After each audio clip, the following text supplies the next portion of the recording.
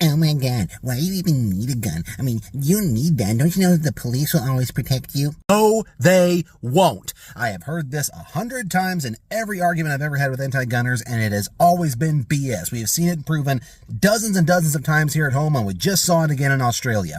Guys, let me enlighten you as to what actually happens as far as police go when something like what happened at Bondi Beach happens.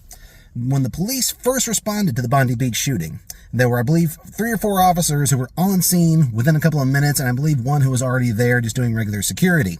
Do you know what they did when the shot started and for about 20 minutes afterwards? Any guesses? Anybody? Anybody? Well, I'll educate you.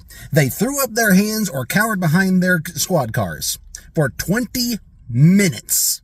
What enrages me the most is that people are constantly saying, oh, the highly trained professionals will save you. Oh, why do we need firearms as civilians when the police exist?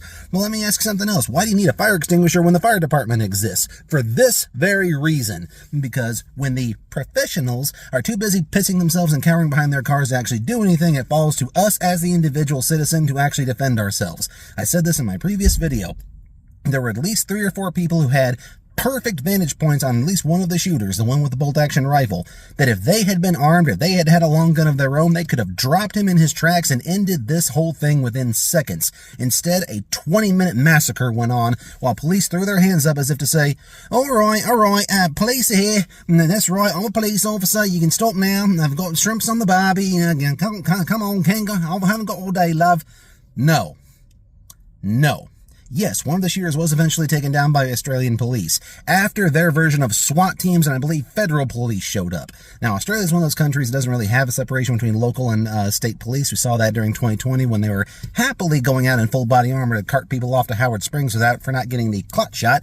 But I guess when an actual threat rears its ugly head, they're just too powerless and untrained to do anything. All they can do is squat behind their cars and wait for the army to show up. But guys, this disproves yet another huge myth that has been perpetuated over the last few decades when it comes to gun control, that we as citizens do not need to be armed because police exist. Yet again, this has been proven. Now, some people are already saying in the comments, oh, well, that wouldn't happen in the United States. No, it wouldn't. You know what would happen in the United States? That local department would sit outside the venue for 3.5 hours waiting for 5 more departments, 6 more SWAT teams, and a small army to show up, still waiting for somebody to decide who gets to give everybody else permission to breathe. Where did that happen again? I'll let you guys do your own research. Guys, once again, stay armed, stay informed, and above all, stay frosty, my friends.